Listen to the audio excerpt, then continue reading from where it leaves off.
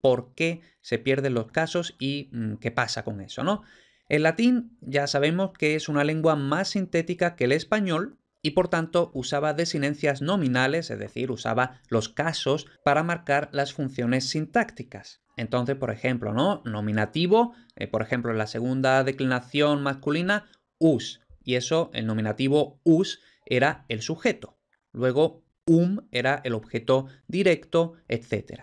Se supone que toda esa morfosintaxis básica del latín nos la conocemos, entonces no os voy a tratar como si fuerais estúpidos. Pues bien, aquí había un problema porque, por ejemplo, si sabemos latín, que se supone que sabemos latín, pero también sabemos griego, vemos que en principio esto funciona más o menos igual en latín y en griego, pero con una diferencia muy importante, y es que incluso cuando vemos ya la primera declinación en latín, y decimos, por ejemplo, la terminación AE puede ser bastantes cosas. Puede ser genitivo singular, dativo singular, nominativo plural, vocativo plural. Entonces, una misma desinencia puede ser 4 cosas. En cambio, eso en griego no pasa tanto. De hecho, todavía en griego moderno se conservan bastante bien las desinencias casuales. Pero bueno, ahí tampoco vamos a entrar. Entonces, y eso que acabamos de ver, por ejemplo, con la terminación AE, ocurría prácticamente con todas las terminaciones. Es decir, una misma desinencia no era exclusiva, sino que podía marcar diversos casos en varias declinaciones. Entonces, por ejemplo, dominus, corpus, senatus, aquí vemos que tenemos la terminación us, que nosotros prototípicamente vamos a decir, la consideramos que es la terminación de nominativo singular masculino de la segunda declinación, pero es que también puede ser corpus, es decir, nominativo, vocativo, acusativo de la tercera, y luego puede ser senatus, prácticamente toda la cuarta declinación, ¿vale? Y lo mismo ya lo hemos visto con ae, luego la i, puede ser también un montón de cosas, is puede ser un montón de cosas, es puede ser un montón de cosas, etcétera. Entonces, pues claro, si nosotros nos estamos guiando en las terminaciones, pero luego las terminaciones realmente no nos están diciendo gran cosa, pues ¿de qué sirve esto? Además, ni siquiera marcaban género o número. Por ejemplo, tenemos rosa, que en principio, bueno, en este caso sí nos está marcando que es singular femenino. Lo que pasa es que podría ser nominativo, vocativo, ablativo, singular femenino. Puede ser todas esas 3 cosas. Pero luego también tenemos una A en templa, es decir, el nominativo, vocativo, acusativo, plural neutro de templum, templi. También tenemos en vulnera, nominativo, vocativo, acusativo de la tercera. Cornua, nominativo, vocativo, acusativo de la cuarta. ¿Vale? Entonces, pues bueno, tampoco, o sea, es que no parece que funcione de forma muy efectiva. Entonces, ya desde el latín arcaico, porque esto nos creemos o tenemos la impresión, tal y como se suele explicar en los manuales de gramática histórica y todo eso, tenemos la impresión de que la pérdida de la flexión casual es una cosa ya como del latín súper tardío, ya casi en la Edad Media, todo eso, y no, realmente esto ya se estaba dando en el latín arcaico. Es decir, en el latín de antes del latín clásico, que es lo que nosotros solemos pensar que es el latín, cuando realmente probablemente fuera mejor o más exacto pensar en el latín clásico, el latín de Cicerón, Julio César, Virgilio y toda esa gente, como que esa es la cosa rara. Pero bueno, como digo, ya desde el latín arcaico se usaban preposiciones para diversas funciones, por tanto ya tenemos redundancia, porque, bueno, si en principio son los casos los que marcan las funciones sintácticas, en principio no deberíamos necesitar preposiciones, y aún así ya se usaban preposiciones para marcar funciones sintácticas, para especificar de forma más exacta e incluso como sustituto de construcciones, por ejemplo, el dativo, que es el objeto indirecto, pues ya en el latín arcaico, y esto lo tenemos por ejemplo en Plauto, etcétera, pues como digo, el dativo sin preposición ya se usaba la preposición ad más acusativo, que es precisamente lo que es nuestro actual objeto indirecto. No, por tanto, vemos aquí que, claro, que ya los propios romanos ya veían que todo esto de los casos como que era una especie de fraude, entonces pues ya ellos se apañaban para facilitarse la comunicación y ser más claros, etc. En el latín vulgar y en romance se extiende el uso de preposiciones y se va estableciendo un orden de palabras más fijo para marcar la sintaxis. Entonces, como estábamos diciendo, ya en el latín arcaico, en el latín vulgar, etc., ya se usaban las preposiciones, pues ese uso se va extendiendo cada vez más Y además, para facilitar todavía más todo esto de que vamos ya a pasar de usar los casos, ¿no? Pues claro, ahora si no hay casos, pues vamos a tener que hacer el orden de palabras más fijo, de modo que por norma general lo que va antes del verbo va a ser el sujeto, lo que va después va a ser el objeto directo, etcétera, ¿no? Entonces, una tendencia general, y esto lo vamos a saber muy claro, por ejemplo, en inglés, ¿no? En inglés las palabras tienen muy poca morfología.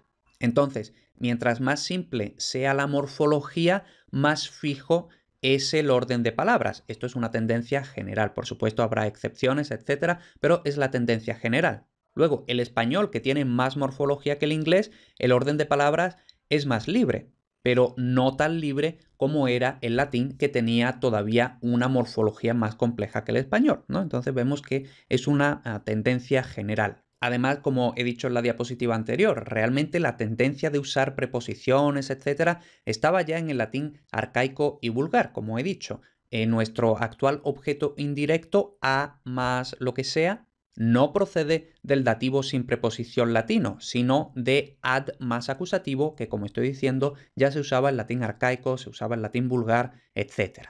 Pues bueno, esta tendencia que ya estaba ahí se acentúa cada vez más a causa de diversos factores simultáneos o más o menos simultáneos. Entonces, ¿cuáles son esos factores que van a determinar el mayor uso de preposiciones y que finalmente se abandone el sistema de casos? Ahora, estos son varios factores y aquí no hay realmente una forma de decir cuál es el factor principal o cuál es el factor primero o cuál es el factor primigenio o cuál es la causa, cuál es la consecuencia de qué, ¿vale? Simplemente pues, son factores que están ahí y que probablemente todos juntos acaban haciendo caer el sistema de los casos. Entonces, uno de los factores es el caos en la correspondencia de casos, desinencias, funciones, todo eso que estábamos viendo hace ya 2 o 3 diapositivas.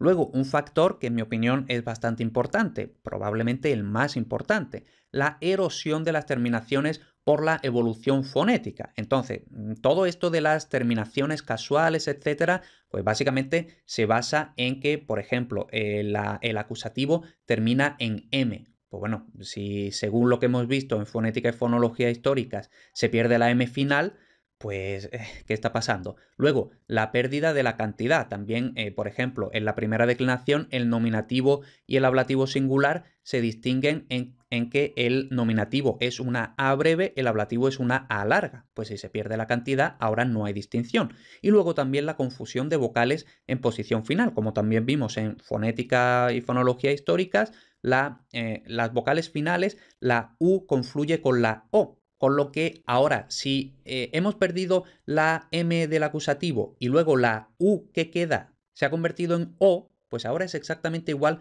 que el ablativo. Porque además el ablativo era una vocal larga, el acusativo era una vocal breve, pero es que además hemos perdido la cantidad, con lo cual ya es exactamente igual domino procedente de dominum y domino procedente de dominó con la O larga. ¿Vale? Entonces, la erosión de las terminaciones por la evolución fonética. También otro factor, ya lo hemos explicado, mayor uso de las preposiciones que son más inequívocas para marcar la sintaxis, además del orden de palabras, que también ayuda mucho a marcar la sintaxis de forma mucho más efectiva y fácil y clara que todo esto de los casos. Y también el predominio del caso acusativo barra oblicuo. Ahora vamos a hablar precisamente de esto, ¿no? Del caso oblicuo que se contrapone al caso recto en el sistema bicasual. Se suele hablar de un caso oblicuo que en esencia es el acusativo, que es el que recoge todos los demás casos excepto el nominativo, que va a ser el caso recto en una primera etapa.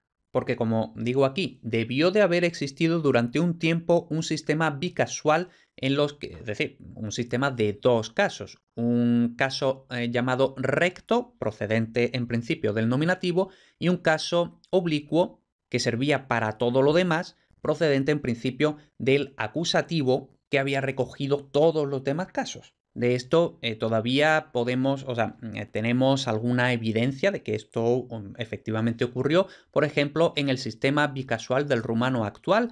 Yo no sé rumano, pero bueno, esto es lo que dicen los libros.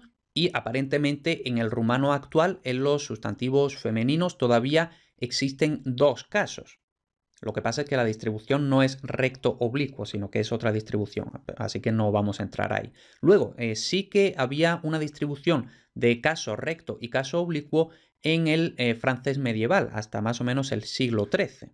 Es decir, cada sustantivo tenía dos formas para el singular, tenía dos formas para el plural, el caso recto para el nominativo, el caso oblicuo, procedente más o menos del acusativo, para todo lo demás. Y esto también incluso lo podemos, bueno, hay algún rastro en español medieval, por ejemplo, la distinción entre qui y quién. Qui para el sujeto de persona, quién para el objeto de persona. Esto luego en el español moderno se ha perdido y ahora decimos quién para el sujeto, para el objeto, para el régimen preposicional, para todo. Pero en español medieval todavía existía qui, por lo que había, bueno, esta especie de sistema bicasual, al menos en este pronombre. ¿Vale? Entonces, como vemos, todo este sistema de 6 casos se simplifica en un sistema bicasual recto para el nominativo, oblicuo para todo lo demás, y ya finalmente, dependiendo de la lengua romance, tarda más o tarda menos, este sistema bicasual termina simplificándose en un único caso, por lo que ya realmente no podemos hablar de casos. Ya hablamos simplemente de una forma para el singular, una forma para el plural. Y precisamente hablando de plural, el reanálisis de la S como marca de plural aceleraría la desaparición del sistema bicasual, al menos en español.